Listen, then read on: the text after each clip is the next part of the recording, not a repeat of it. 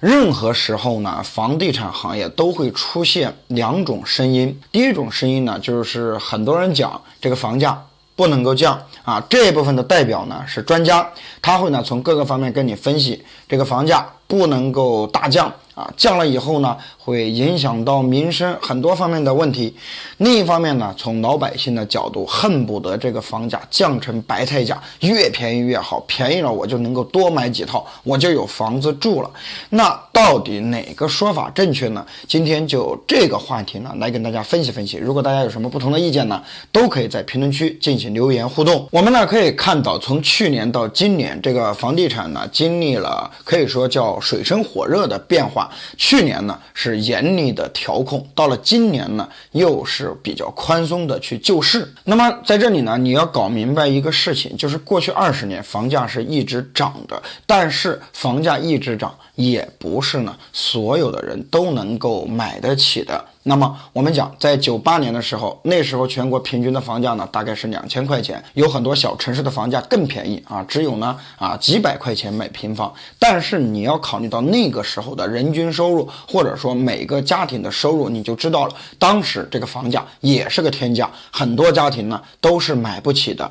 到90几年，很多人说万元户都是大家现在羡慕的对象，所以呢，当时一部分有实力的人还是呢去买了房子，而且呢当时鼓励的是这个下海经商啊，经商了以后呢，大家才慢慢的变得有钱的，而且呢城市化率也在不断的进行。任何时候呢，我们的收入都是不对等的，有的做生意的收入呢就是比较高一点，有的呢作为打工者收入稳定，可能呢会少一点，还有的人呢是做集团公司的，可能呢就会赚得更多。所以呢，在过去20年，房价呢就是一直在上涨，而且呢大量的人去进城，造成了这个需求量急剧的上涨，所以呢房子就不断的涨价。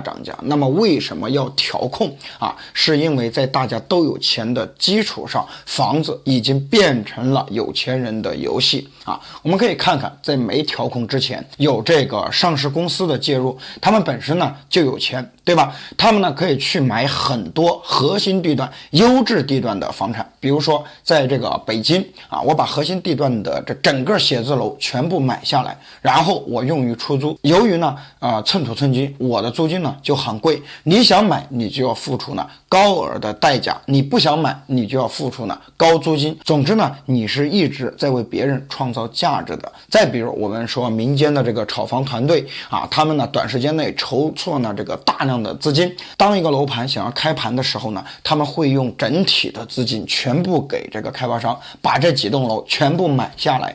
等到你来买的时候，这个价格已经翻了一番了，或者说呢已经涨了很多了，你买的都是人家炒房客所赚的。短期之内炒房客离场了，我们又成了高位接盘者。再比如很多有实力的家庭，有了一套房，觉得房子能挣钱，又去买了第二套、第三套啊，全是买好的地方的。那么这个时候再用于出租，所有的人来买也好，来租也好，都是高价格。真正呢接盘的都是低收入人群，或者说呢收入不高的一些群体。那么房子不就变成了有钱人的游戏了吗？那这个时候是不是和我们所说的住有所居差别很大？所以要调控，要打击炒房客，让房价平稳运行，让房地产回归市场。那么为什么在今年又要救市呢？救楼市，与其说救楼市，不如说呢在救人们的信心。过去20年，虽然房价在涨，虽然很多人是高位接盘，但是人们有一个期望，就是说我老老实实的还贷款，反正房子会一直涨价的嘛，对不对？随着时间的推移，它还可能呢抗通胀，那么未来我就完完全全的拥有一套房子，我的资产就增加了。但是现在房住不炒了以后，有一个问题，炒房客离场了，很多人害怕成为接盘侠，谁知道这个房价到底是涨还是跌？如果我现在买了，过2年房价又降了，那么我是不是又多花钱了呢？所以我观望，我也不买。那么我们要想一个问题，过去20年我们的经济发展靠什么？大部分是靠房地产的，房地产是我们的支柱产业。但是现在楼市冷清了，没有交易量了，影响的是整个房地产行业的上中下游，上到开发商，原材料的供货商，中到银行，还有呢与之关联的80%的其他行业，下到老百姓的民生以及工作问题。所以现在要救市，放开利率，放开这个首付的限制，放开呢限购限售等等，都是呢要让人们恢复对房地产的信心。那么专家呢就提到了一句话，房价不能够下跌。如果房价下跌，我们现在呢就尝到了房价下跌所带来的后果，那就是什么呢？经济发展不顺畅。那很多人就在问一个问题，未来房价会涨吗？我想告诉大家的是，房价未来可能还会涨，但是不是全涨，而且呢这个涨是稳定的去涨，这也是现在房住不炒调控的目的。那么我们从3个方面来看，第一呢就是短期看供应。那么现在呢我们可以看到一个现象，房价两极分化，这就和呢这个供应有很大的关系。1、2线城市的土地是严重供应不足的，实际上呢是用于这个住宅的土地很少了，但是人口还在大量的流入。那么我们可以看到很多大城市现在的房价仍然很高很高，对吧？很多人说我在大城市买不起房子，为什么你买不起房子？不是你没有钱，是因为呢你老盯着好地段的去看。北京1环以内的房子和5环以外的房子，那价格是天壤之别。那你是愿意住在北京1环，还是愿意住在北京5环之外呢？这个答案是很明显的。所以这个房价两极分化呢，不光呢是城市房价的两极分化，也是地段房价的两极分化。